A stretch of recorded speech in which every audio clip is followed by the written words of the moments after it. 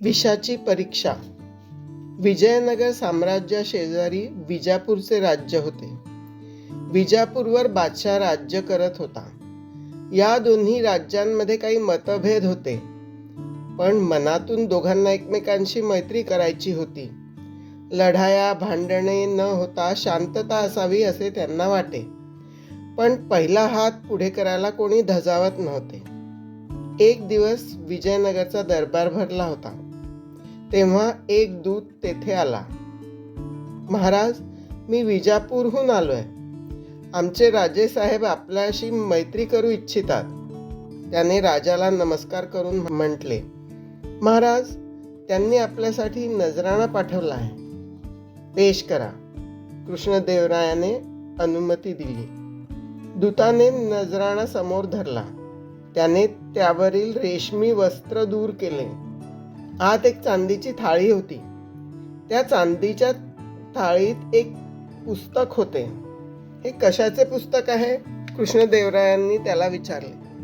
महाराज, आमच्या बादशहाने रामायणाचा फारसी अनुवाद केला आहे.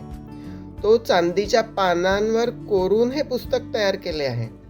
बादशहातर्फे मी ते आपल्याला नजर करतो. कृष्णदेवराय अतिशय आनंदित झाले.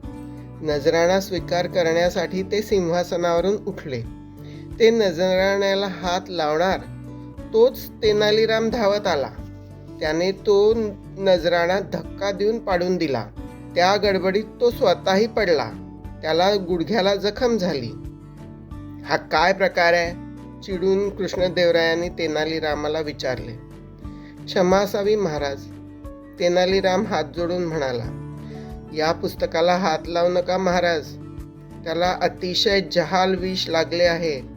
तुम्ही नुसता हात जरी लावला तरी ते तुमच्या अंगात भिनेल. तुमचा जीव घ्यायला पुरेसे होईल. तेनालीरामाची धावाधावी, नजराणा उधळणे यामुळे दरबारात खूप गोंधळ झाला. दरबारातील इतर मंत्रीही गोंधळले.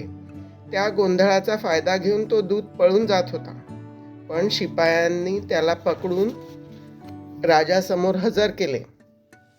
राजाने त्याला सत्य सांगण्यास फर्मावले. महाराज, मी विजापूरचा दूत नाही. मी आपल्या एका शत्रूचा गुप्तहेर आहे. आपला जीव घेण्यासाठी हा नजराणा मी आणला होता. त्याने कबुली दिली. शिपाई त्याला पकडून घेऊन गेले. त्या नजराण्याला विष लागले हे तुला कसे कळले?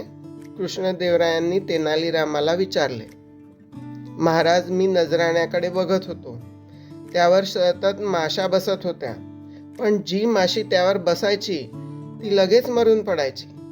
त्यावरून नजराण्याला विष लागले आहे हे माझ्या लक्षात आले. तेनालीरामाच्या बारीक निरीक्षणामुळे आज भयंकर प्रसंग टळला होता. आज त्याच्यामुळे कृष्णदेवरायांचे प्राण वाचले होते. तेनालीरामावर राजा खूप खुश झाला. तेनालीरामाला गुडघ्याला जखम झाली होती. तो लंगडत चालत होता. का रे तेनालीराम, लंगडत का चालतोस? महाराज, मगाशी मी नजराणा पाडायला धावलो तेव्हा मीच पडलो. माझ्या गुडघ्याला लागलाय. रक्त वाहतंय. कोण आहे रे तिकडे? जरा जखमेला मलमपट्टी करायचे सामान हजर करा, राजाने फरमावले. एक वैद्य मलमपट्टीचे सामान घेऊन आला. तो तेनालीरामाला मलमपट्टी करायला सुरुवात करणार, पण राजाने त्याला थांबवले. वैद्यराज, थांबा.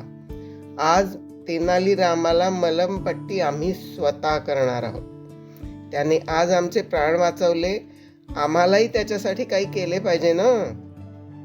कृष्णदेवरायाने स्वतःच्या हाताने तेनालीरामाची जखम बांधली आणि प्रेमाने त्याची पाठ थोपटली. मित्रांनो, तुम्हाला जर ही गोष्ट आवडली असेल तर व्हिडिओला लाईक करा व शेअर करा. आणि अशाच आणखी गोष्टी ऐकायच्या असतील तर चॅनेलला सबस्क्राईब करा. धन्यवाद.